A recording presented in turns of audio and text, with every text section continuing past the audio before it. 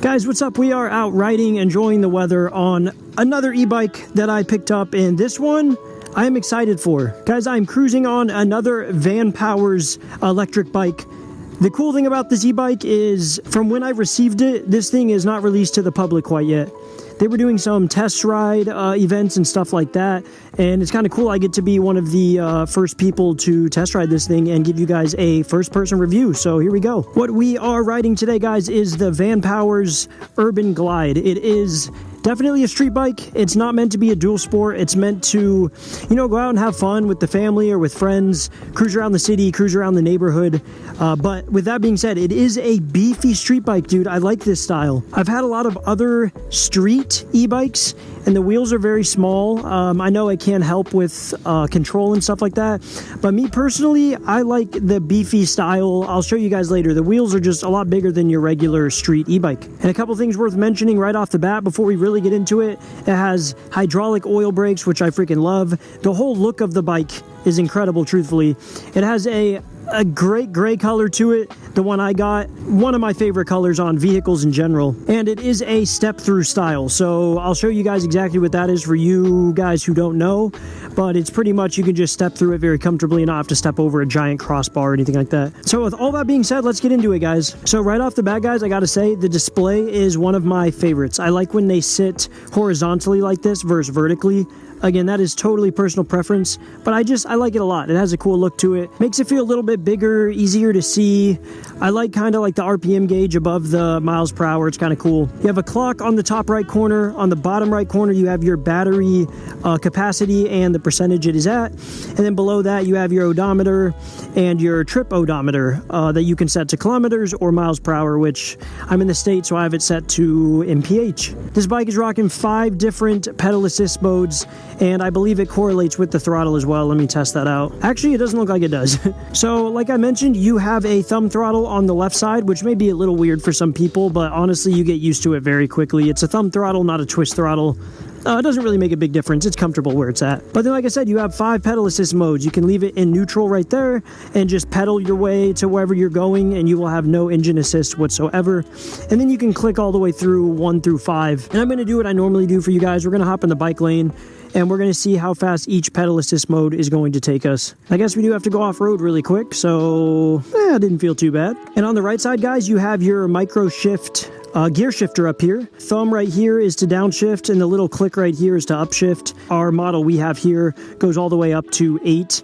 I believe they have a higher model that they're releasing that I think has up to 9 speed. I could be wrong, but keep your eye out for it. All right, guys, so right now we are just pedaling in neutral, slightly going uphill, top gear, and I am feeling it in the legs, a little bit of a burn. So let's click it up to pedal assist 1. Right now I can feel it already took off most of the stress on my legs. Kind of makes it feel a little less daunting going up this hill. And we're cruising comfortably at 11 miles per hour. So let's click it up to pedal assist mode 2. Remember, guys, I'm putting in about the same input here so we can get accurate ratings on this. Hey, a big old truck.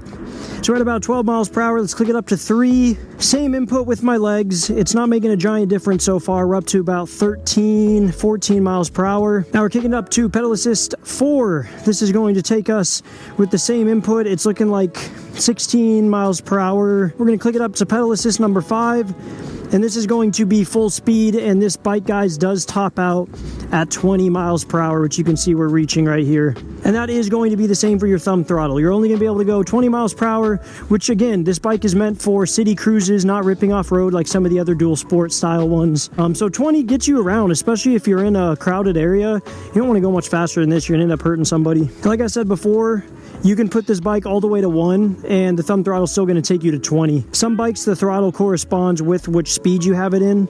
This one does not. Unless you put it in neutral, that's going to completely turn your throttle off. So guys, per usual, let's just do it for the fun of it. We're going to crank this thing all the way up to pedal assist 5. And we are going to have the gearing cranked as high as it's going to go, which is 8. And we're going to see if this thing will allow us to go any faster than 20, or if that's pretty much as fast as we can push it, even if we pedal past it. So Let's find out. And before we do this test, another cool feature that you can do within the back menu of this bike is set a password. So if somebody tries hopping on your bike and turning it on, it's going to require a password on the screen here that you're gonna have to enter and get correct for it to unlock the bike. Kind of a cool feature. And to get into the back menu to adjust a password or any other settings, you're just gonna turn the bike on, and before you leave, you're going to hold the plus and minus button together for a couple seconds until that menu pops up, and then you can have fun in there. All right, guys, what I like to do is wait for a little downhill, which is coming up here, to get a really good idea what we can do here. But it's looking like I can almost feel the bike not wanting to go. Okay, so 22. Obviously, this is me pedaling. 23. Let's see if we can get it to 25. 25. 26. 27. 28. So guys, if you lock the suspension on this, you might be able to break 30 if you're lucky. But that was me definitely giving it some pedaling. It's not a easy ride, but that shows these bikes that are maxed out at 20 miles per hour, you can get them up to like 30 if you're willing to put the work in. So that was a good top speed test. I like it. It's not looking like it has cruise control because I was holding the throttle down for a long time there. Nothing locked into place. So I'm going to assume there's no cruise control on this guy, but not a big deal. It's all right. One thing worth noting, guys, this could be because of my sport bike background, but I was turning it back there and my toe scraped the ground. It's probably because this is a step through style bike, but also when you're turning, just make sure to keep your feet level or keep the opposite foot up, right? So when you're turning, turn into your foot being up. I don't know what just ran into me, but if that makes sense. This bike comes with a little bell.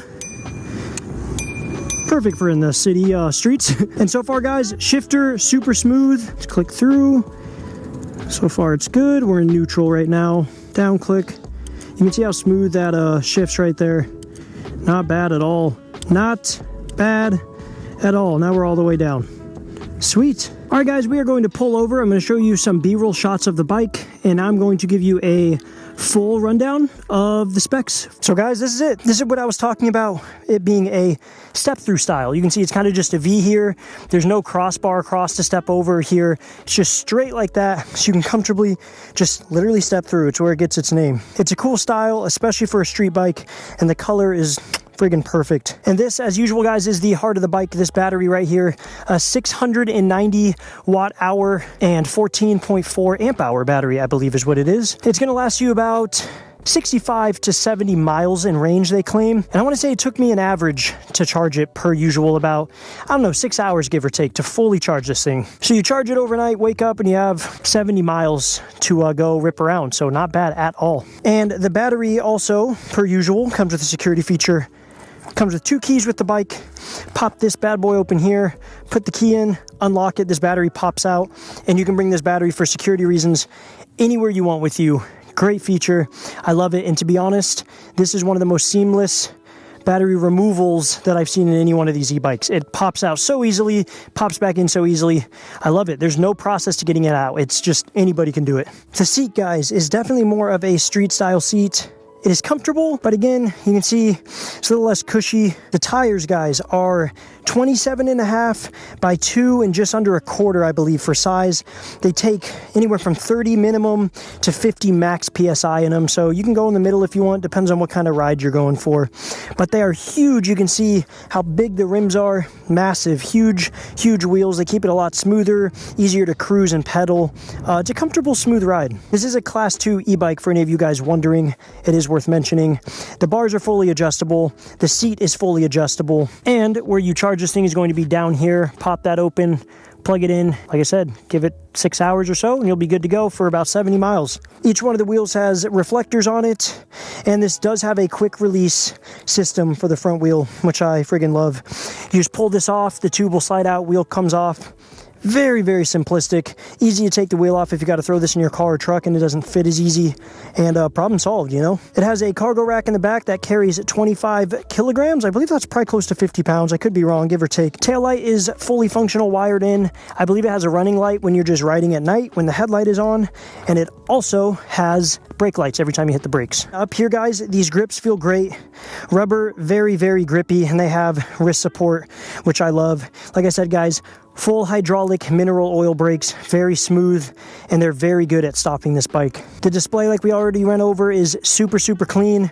Your controls here are very simplistic. Power button up and down, and your throttle right here. All right, guys, so that's pretty much the rundown of the Vanpowers UrbanGlide. In my opinion, it seems like a very versatile bike for anybody, as in, doesn't matter how tall or big you are, right? And this thing does have a 500 watt brushless hub motor, so again, no matter what size person you are, this thing is going to move you. And the bike weighs about 70 pounds, so it's really not too heavy. Like I said, it can handle pretty much any rider. And something I did not mention with the seat, which is the first I've ever noticed, I've never had this on any e-bike as far as I know. The seat has suspension in it. I was literally bouncing around being like, something feels weird. So it doesn't have rear suspension, but it has suspension in the seat. The seat is like bouncy, and it'll suspend with you as you're cruising. When you go over bumps, it'll kind of spring in and out. It's kind of a cool feature. Never seen that before. Guys, the ride is smooth. The bike is smooth. The bike looks good. Now, for anyone wondering price, this is going to run you, I want to say, about $1,600, give or take, from Vanpowers. They may have a sale on it, and I may be getting a discount code as well to share with you guys.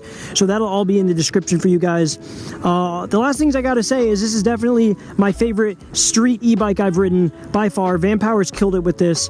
Putting it together was easy. Again, I got it about 90% assembled out of the box, so all I had to do was throw the front wheel on, the bars on, and that's pretty much it.